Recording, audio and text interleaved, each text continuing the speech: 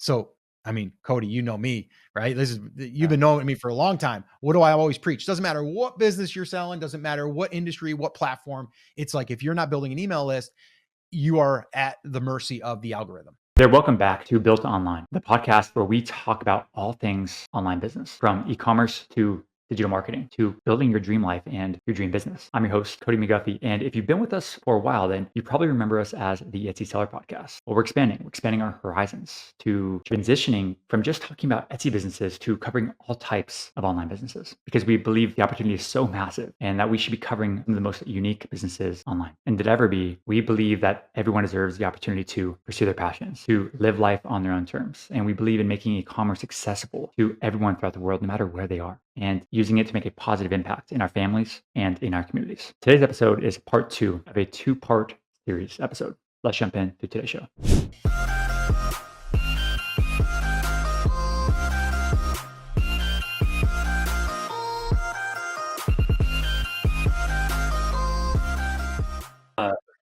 Let's talk about what you're building now. What are you and your son working on right now? Share with me personally. I really want to know, and then also just with anyone else that has no idea. Yeah. Well, and again, it's funny. We're following the framework because it's the ARM framework. It's literally we're building the attention right now, and so let me just back up. So we had started a podcast, him and I, because he was like, "Hey, we should start a podcast together." And Your son, how old? And he's maybe 26. share.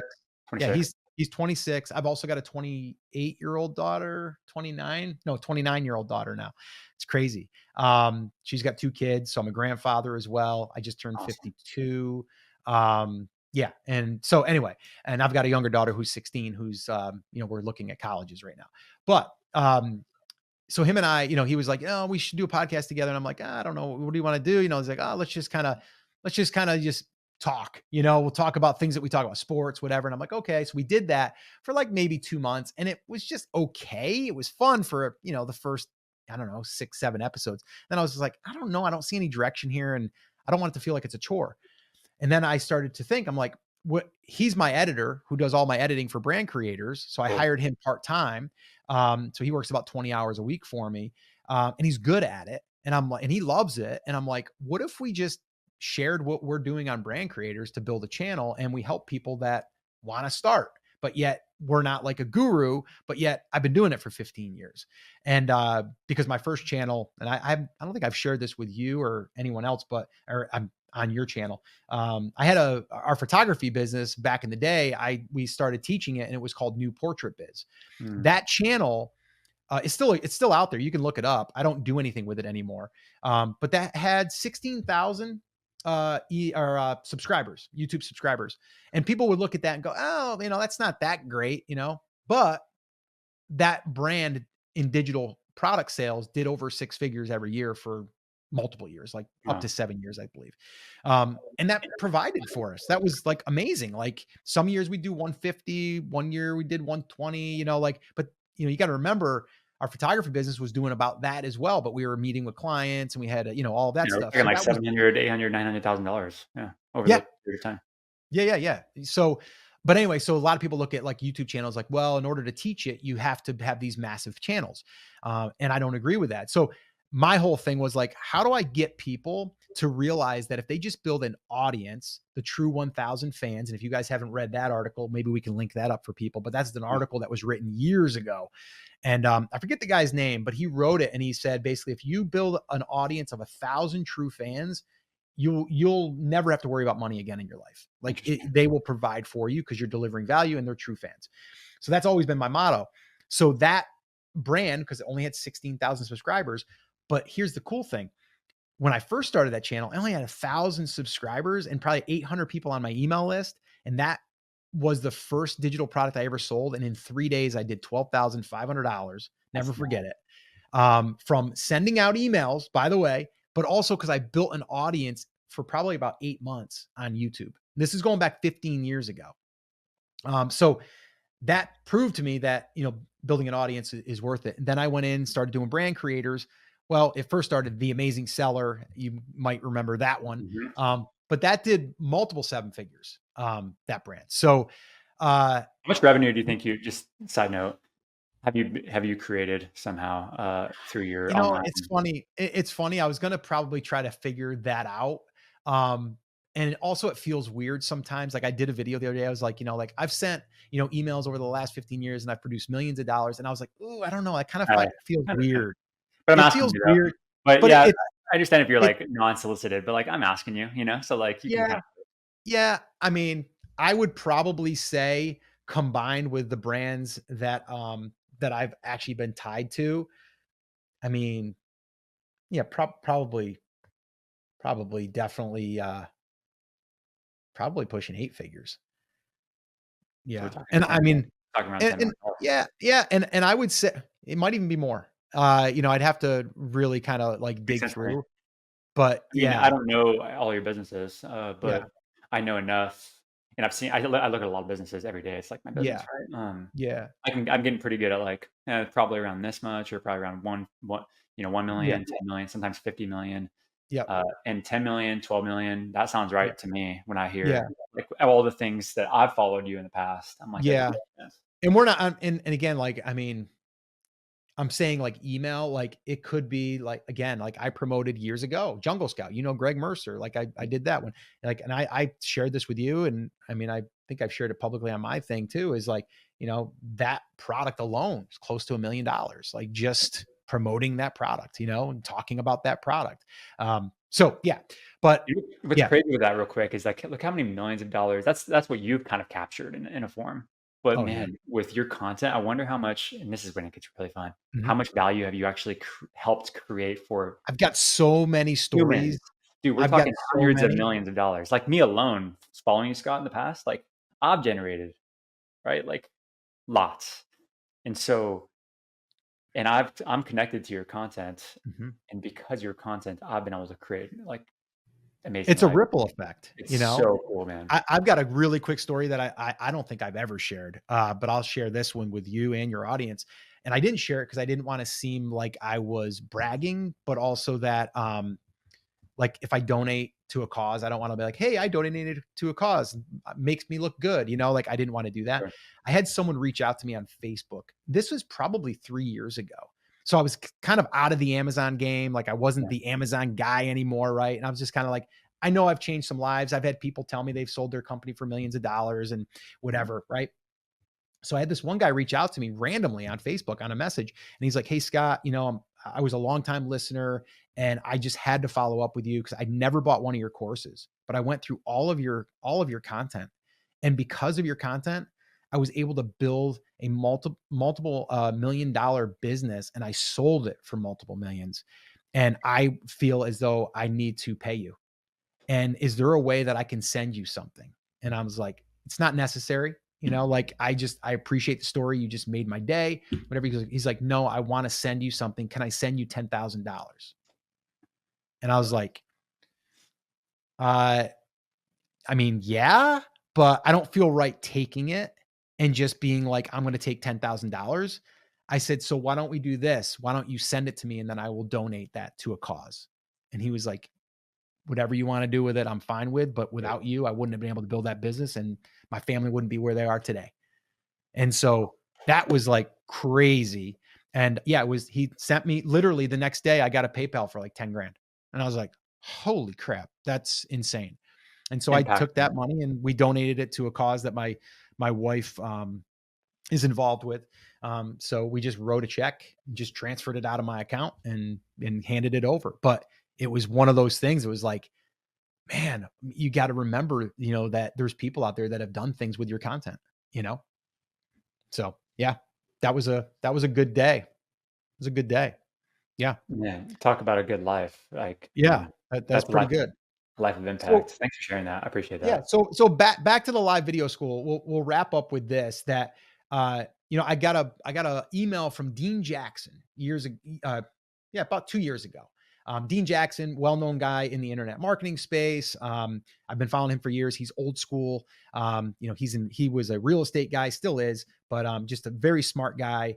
But very like old school, like email, like, you know, today's conditions, 29 Mhm, in Florida, mhm. from Dean Jackson, it's kind of like a letter he's writing, right? But he wrote this email, and I still have it pinned in my inbox. I don't ever remove it, and it basically just says your next 25 years. And that email basically said, "Hey, there's a corner of the internet that's waiting for you. Where do you want to be? Like, who do you want to serve? Who's going to make you happy? What are you going to wake up and be so jazzed up and happy to help people with? And that's going to change people's lives. I want you to think about that, and I want you to make that your mission. So for the next 25 years, that's what you're going to be heading towards." And that really hit me. And I sat on that for like 2-3 years. And then this whole thing with my son, I was like, I think this is what I want to do. Mm. And so what I want to do is I want to help people build audiences. I want to help people build a relationship with the audience. And I want to help people monetize the audience. That's the arm, right? That's the whole big grand vision. And so my other part of this is, and selfishly, is I want to be with my son and hanging out and helping people and having him be part of this journey and having him be able to maybe take what we're doing here and take it to the next level, in the future. So my goal is in the next 5 years is for him and I to be teaching people all over the world and have people come to our lake house and do little retreats and little video masterminds and things like that. Like, that's the goal. Are we selling a product today? No. Are we building the audience today? Yes. Are we building a relationship today? Yes. And so we came up with the name Live Video School, because a lot of what we do is live, but it's also like people sit on a recording or they don't want to record. So my whole thing is like, let's just create it and let's make the thing live. Where Let's can get that thing out people there. I love this so much. I Yeah. personally wanna consume this, and also I want everyone here to consume this and kind of follow along your journey. Where can they find this specific thing? Like, do you have a Yeah. link? Or what, just tell me now, and then we'll also link to it. Yeah, just go to YouTube, look up Live Video School. You'll see me. You'll see my son. We do lives now on Thursdays. That's our day to do it. So we do Thursdays. We do lives at 4 o'clock, and we basically just open up the dashboard a lot to brand creators. I show a lot of the data in there and the analytics and things we're testing, and then I share also what we're doing, how we monetize this new channel in 89 days. And we're just kind of peeling back the curtain, being transparent is all heck, and also showing people that you don't need like this fancy setup like I got right here. Like, I shot a Mm. lot of my stuff for that channel. I'm shooting it either in my chair with no professional light on my iPhone with a lav mic. I'm shooting out by my pool. Last night I shot a video for 15 minutes by my pool. The other day I shot one out back on the deck, 45-minute one about how I was a $15 an hour construction worker and how I went full time online. I shared that story. All right. So a lot of this is just like putting good out there. And I'll tell you what, the audience has been absolutely amazing. And I'm like, this is what we're supposed to be doing, Let's go. because these people are just loving it. I actually just interviewed a buddy of mine who lost his job um, at 47. I just interviewed him out by my pool. It just aired yesterday. And that was awesome. It was like 45 minutes. And I already had a couple people on there really enjoy it. But one guy was like, this is a gold mine. This is like a $10,000 master class or something like that. Mm. I was like, this is Let's good. go. Yeah. So I'm having fun, man. I'm just having fun. And I know the money will come. I've done it before. But right now it's just about how do I build that audience and get those people value and get them results. Yeah. Again, that's one we don't really promote. So I'll I have, actually want to take it myself, and I yeah, also want to like send this to this person that she was asking me. So that'd be beautiful. And yeah, then it actually I, walks you through a real live case study of us building a list, and we actually show a list that we're building for one of our students. And I think we built a list in like 14 days to like 500 subscribers. So, and that's all live. So we kind of show it, and then we, come back in the video and go, okay, it's been 5 days. Here's what's happened. oh my We show the gosh, setup and everything, the whole build. Yeah, perfect. I have a couple questions, rapid fire ones. Maybe we can sure. burn through them if you're if Let's you do it. if you're good with that. Yeah, we're good. So I pinged the Facebook group. I said interviewing a couple incredible business owners tomorrow morning. What questions do you want me to ask them? You're on the list along with Mhm. Rich that we're talking to also. But the questions: Fiora, how do you grow your store from 10,000 a month to more? Basically, everyone talks about 10,000, how to get to 10,000 per month. Mhm. But like, what are the other strategies to really scale Mhm. past that? And we're talking specifically about Etsy here. Mhm. What would you advise this person? Let's call it in like 10 seconds or 15 seconds. Yeah. Well, first thing is like you have to look at your products and do you have products that can make more than $10,000 already? Because if you've already maxed out the demand, then we need to find more demand in products. So I would say that's the first thing. We have to check your demand against other competitors that are doing volume, so you can see if there's enough there. The other thing is getting more products that one person can buy. So taking an order from $25 to $75, that's going Mm, to bring that up. And then the last thing is I'd build that email list and I'd start pushing people over to your Etsy shop, but I'd bringing more awareness to your products through running sales and promotions and things like that. beautiful.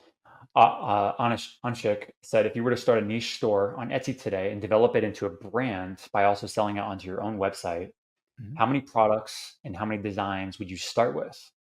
And considering the amount of competition today in the print on demand space, how would you go about finding a great niche and build an email list? Basically, build an email list. I know we already talked about that, so Yep. cover whatever you feel Yeah, like yeah, is no. valuable. I think it's very, very simple. You find the niche. From there, we validated that the niche has enough demand. Then I would find 3 to 5 products that are going to be those drivers, right? The search traffic is gonna be there. Now I just have to convert them with good images, good products, obviously, but also those 3 to 5 products need to be ones that could be purchased together, because then we can increase that value. And then I would take those products and I would run a giveaway against those products. And then I Mm, would run that Facebook ad targeting the right people. And then from there, I would build that list and then I would run a promotion to those people that didn't win and offer them a 20 or a 25% off discount. And that's how I would build the awareness and start the brand and really kickstart it. Because then I'd have 3 to 5 products, I'd have an email list, and I would go from there. beautiful. How do you identify, Mandy asks, how do you identify your niche or target market? Uh, and then another question is, what was your initial business plan like? How has it evolved? I mean, she's got 4 questions in here. Another one is, and you could pick which one ever you want to cover. Yeah. How do you manage stress and maintain your your family balance? Because I know you're a big family man too. Yeah. And then what advice would you give to someone just starting their own first online business? Yeah. A lot there. There's a lot of questions there. We could go down the rabbit hole Cover of one of all of them. them. Yeah. Yeah. Um, I would say the time thing. Yeah, so I think I want to speak to the whole time management thing because I think that is where people struggle. But it's also, I think, where people get hung up, they don't block out the time. So like right now, this is blocked out for me. And I don't just mean this interview. I mean like in the my work hours are generally 9 to 1. That's typically my day. Anything over that, I can add things in, but those are my times. And then from there, I'm getting very deliberate as far as what I'm doing at the certain times. So I would say if you really want to stay focused, you have to sit down and take an hour and plan out what are going to be your work blocks. And then from there, you just focus on those. And then at the end of the day, you can decide if you want to work more, but you got the stuff done. And for me, like today, my daughter's got beach volleyball at 2:30. I'm going to be done at 2:30. So it's like that doesn't get in the way. Nothing is going to get scheduled over top of that. Love that. Brittany asks, having done both digital and physical products, like you've sold both of those Mm-hmm. things, you've sold Yep. lots of different types of stuff, monetize Yeah. things. Which one do you prefer? Uh, to be 100% honest, I prefer digital. Digital. Yeah. Yeah. And when Yeah. you say It's just digital, are we talking like a $2 digital download? Or are we talking no, about like no, no, no, no, digital? Tell us what no. that means for you. Yeah. Yeah. No, the digital side would be again, like if we're looking at this right now and we talked about like my new project I'm working on with my son. So like live video school, that's going to be a digital product business probably. It's also going to be an affiliate, uh, you know, affiliate products will be part of that. But then there will also be a physical product where we have shirt designs that represent a message for our market, right? That's So not I'm going to be your still main going to product. use I'm still going to use the physical product as a piece because people want something tangible. But Hmm. to me, the digital side of things is just there's a lot less moving parts. But I'm not going to sell a $5 sticker and think I'm going to build $1 million business. I'm just not going to do that. What high level if somebody were to really try to scale, $1 million business or Mhm. build $1 million business, let's say the fitness trainer, what kind of Yeah. average order value product, like what should his core product be priced at? Are we talking $99, Yeah, $100, $500, 1,000? I think with a fitness person, I mean, that could be, and again, if we're talking fitness person that's trying to make money, right? We can charge $1,000 for a course easily because if I can help you make $100,000 for the year, you're going to pay $1,000 easily. But if we're only talking about someone that's a crafter and they're buying these crafting templates, it's going to be hard to get them to buy $100 product. You know what I mean? Like it's just it's a different. So in picking your niche, you have to consider this, Yep. right? So if again, like a lot of people are just going and looking to find a product that's selling well, but they're not thinking about like, okay, what else can I sell them? Is there a digital play here? Is there a physical play here? Like they're not looking at all of the different things. That's what I'm looking at. I'm looking at audience, I'm looking at relationship, and I'm looking at monetization all as a whole. I love the framework. Amaya asked, any tips on how to handle other shops nearly identically copying your successful products? Should this be Mhm. addressed or do I just leave it alone? My wife just dealt with this the other day. Don't look on Temu. Do not look on Amazon merch because all of your stuff will be there. I'm just telling you. And you know what I told her?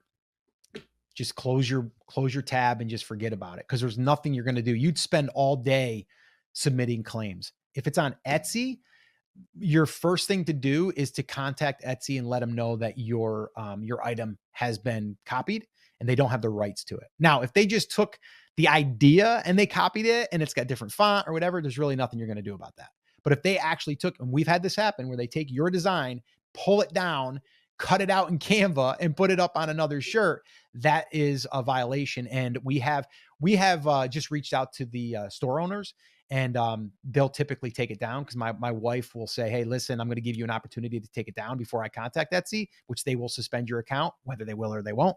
A new seller will typically just say, "Okay, I'm out of here. I don't want to do that. I don't want to play with that," and that's worked for us. But if you're going to look at Temu or any of the other stuff, don't even bother because it's going to happen, and there's nothing you're going to do about that. I have a couple rapid fire questions to finish us off. This is kind of a new thing that I'm playing with. Okay. These are from my own curiosity. What's your favorite business book? Favorite business book for Scott Voelker?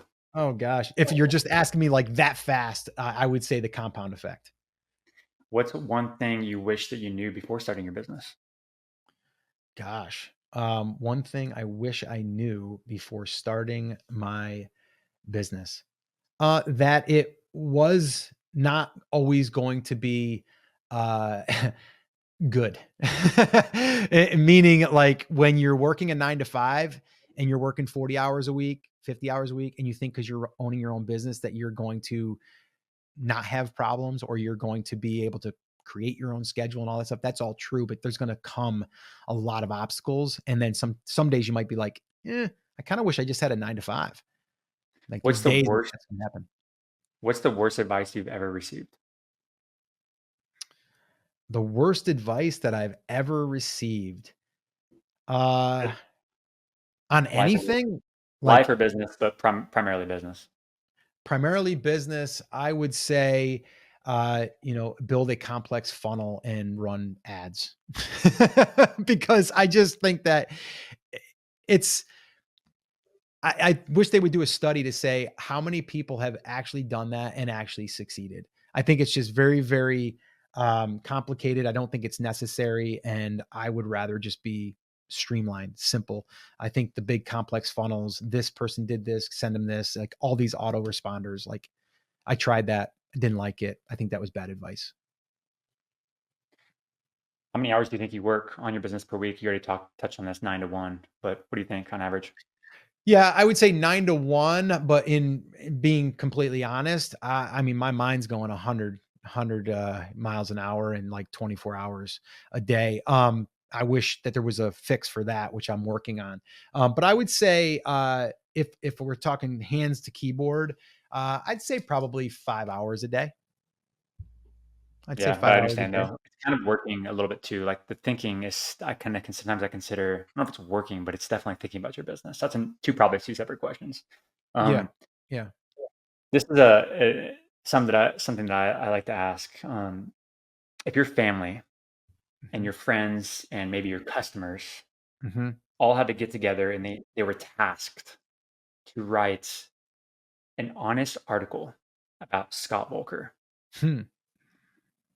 characterizing your traits, Mhm. talking about you and who you are as a human, what do you think they would say about you? Wow, this is interesting because it kinda has to sound like I'm talking good about myself, right? I mean, or they could be talking bad. Maybe. No, I would Yeah. think from what I've gathered, from what people have told me to my face, is that I am, a hard worker. I'm honest. I will go bend over backwards for people. I'll usually, I'm too generous. To be honest, I pick up the tab when I really shouldn't all the time. Uh, I've been told that, like, dude, just let us pay this time, Yeah. which I Yeah. probably should at times. And I would say work ethic is a big one for me, and I think just the one that will get stuff done and doesn't make a lot of excuses, is very, intentional, very consistent, discipline, I think, would be a big one. My wife tells me that all the Mm, time. Like, if I set my mind to do something, like, I'm on this little workout quest right now, and I've been 42 days straight, let's with go. working out. And so, that, I've been stretching every morning for 42 days. Like, I've got a stretch routine that I do every morning. Mm, So I'm very consistent and mm, disciplined. I'm doing one video a day for the live video school, even if it's just me holding the camera and sending a message. I've been doing that now. So just when I commit to something, I commit to it mm. 100%. And I think that's what people would say. He was always very driven and not a lot of excuses. I completely see that too. I would align with Yeah. all that stuff for you. That's my experience with you too. I'd like to Scott, get this a has been I'd like to get we a went group way of over people. time. I'm so I'd grateful. like to get a group of people just to ask that question and have me walk away and read this, and I want you guys to be 100% honest. My wife would probably say also that I'm very And loud to be at honest, times. yeah, I think there's yeah, it's interesting. I got this question from my interview process. Because EverBee, we're 35 employees full time, Yeah. so we get to interview hundreds of candidates. I started asking this about a year ago, just because I wanted to hear the kind of answers that we get from people, and you'd be surprised. Like you'd think that they would all be like very positive and like, Mm, but they're kind of all over the place. Sometimes people are really self-aware, and some people are not self-aware at all. mm, And that can screen out some people, from because I personally want someone selfishly, I want someone that's inspiring to be inside of the EverBee organization. Someone that mm. I would actually work for one day. I would like to Right, work for them. right. And last thing I want to work for is somebody that I don't respect. So I like to ask this question. And I also think about this too. It used to be kind of a darker way to ask it. I used to say, Mm. uh, at your in your obituary, Yes. Yeah. What are at your people gonna say funeral, about you? at your funeral, what would people say about you? Yeah, yeah, And then I realized like, it's a little dark. We need to yeah, let's step clean back a that little up. bit.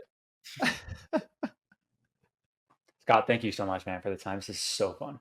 Yeah, no, this is always good, always fun. I'm probably gonna have to get you on our channel as, yes, the founder and everything of EverBee, but really even just more of like the backstory, the ins and outs, what the vision is, and some of the struggles. Because I just think people like to hear not just like what's working, but also like what are you struggling with? Dude, Right?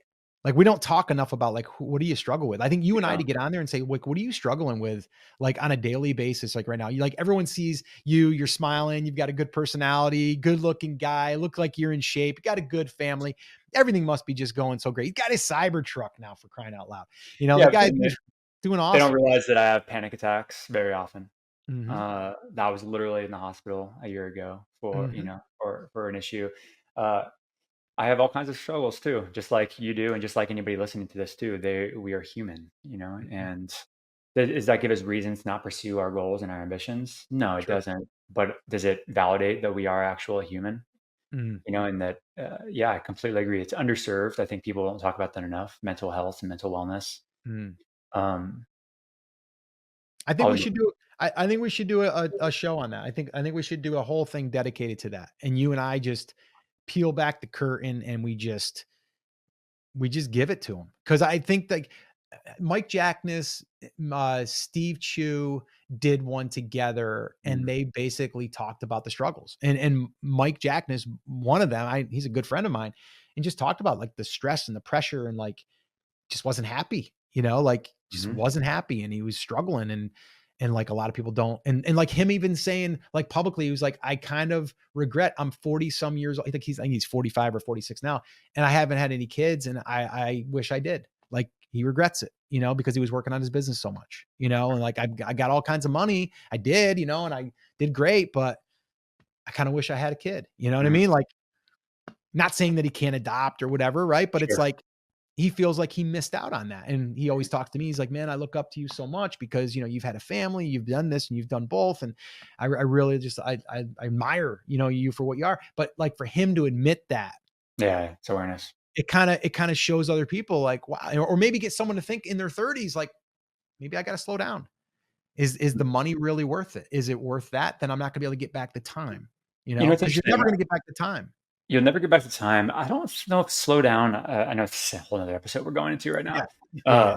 I don't know if slow down Part is two. I don't know if slow down is the right word. I remember when people say, "Cody, you need to slow down." I remember I'd get so defensive of that and be like, Mm, "Don't tell me you mm. can't be successful and have a family. I don't believe Yeah. that. It's Yeah, yeah, it's fake. yeah. That's the thing that your limiting belief you put on yourself, and that's Mhm, your thing, and that's all the movies Hollywood has produced and given to you, that mhm, he's rich, so therefore he's unhappy, and mhm, I don't personally believe that's true. I think that's a fake thing that we've mhm, somehow as society just ingrained in ourselves. mhm, You're rich and you're evil. What mhm. the fuck? Like, what are you Right, talking right, about? right, You know? right, Typically, right, the most rich people I know, they're right, generous. right. They're buying people's meals. They're donating thousands and Mhm. millions of Right, dollars. right. So, but I do think though what you were saying here is that, and I know I'm not trying to pull from your words. It's more so just not slow down as much as reprioritize. Prioritize. I think prioritize would be a better word maybe. Beautiful word. And I think there was a guy I was listening to the other day, Noah Kagan, had Yep. a guy on that built like this $600 million. It's all like with contractors and construction and like basement remodeling. And like it's not a tech company. It's not an EverBee, right? It's like blue collar, like hardcore. And he was 18, 20 years old, building houses, and that's how he got into the business. And then he built this massive thing. And he's like, a lot of people say like, you know, you probably sacrificed a lot of time. You missed what he goes, no, honestly, he goes, anybody that's working 70 hours a week and they're not working less than that. They're working 70 hours. They're doing it wrong. Yep. He's like, you have to find a way. He goes, I haven't worked a weekend in like 12 years. He was like, so I get it, right? There's going to be a hustle and a grind periods and seasons, Yep. but there does have to come a time. And I think that is a trap, though, that a lot of entrepreneurs feel, me included. I'm just like, if I just do more, I'll get there faster. Mm. And that doesn't, so I think we need patience also, has got to be a piece of that. But I think prioritizing, I think if you can take, and I recently did this probably about a year ago, I was like, all right, if I'm spending 40 hours a week, do I really need to spend 40 hours a week? Mm. Like, what am I doing in those 40 hours? Like, what is actually being created that's being put out there? And what is the ROI? And could I cut it to 20 and still get the same result? Probably. But in my mind, I'm thinking to myself, well, I shouldn't be doing this. I should be doing that. Mm. Right. And so I agree with you. I don't think it's like slowing down. It's more of like prioritizing. Blocking your And time. You already mentioned it. Like you block your day. I blocked my day too. yep. Yep. People that work 70 hours a week, they're probably not blocking their day. Right. They're letting people come onto their calendar when they really probably shouldn't be. Like Yep. I'm pretty protective of my calendar, Hmm. and I'm sure you are too. Yep. Our time is the only thing that we have a limited amount of. So I Right. better protect that shit. Right. And so, But I yeah, also think like you enjoy what you're building right now. mm, Right? I enjoy what I'm building right now, and I'm really excited about this whole live video school thing. So if I'm doing that after hours, I don't mm, feel like I'm working. same. I feel like I'm working on a fun project it's kind of a sport for me, to be Yeah, honest. Like yeah, I, it's good I stuff. feel it's like a sport. My son, he'll call me, hey, what are you doing? I'm going to be out of school at 3:30. You want to meet for coffee and we'll just brainstorm title ideas. I'm like, let's do it. Good. Right? That's not work. I'm spending time with my son and I'm creating YouTube titles and it's Yeah, fun, you're you know? creating. You're creating. Yeah. So I think it does come down to prioritizing, but I think our point being is like there's not enough said about the entrepreneurs and about the mental Yeah. strain, the burnout, like all of that stuff is real. I've Mhm. experienced it. So it's like I do think bringing awareness to it, even if you only help one person, I always look at that too. I'm like, well, the video might not get a lot of searches or it might not get a lot of views. Who cares? If I can get one person to see that and it makes them think differently and it helps them, then it's a success. Then Completely it's a agree. success. It's just too much fun. I enjoy talking about it, and I know a lot of people in listening to this, maybe if they're still here, they're, Yeah. hopefully taking a lot of notes. But Scott, thank you again, man. I'll talk to you soon. Awesome, man. Thank you. See you.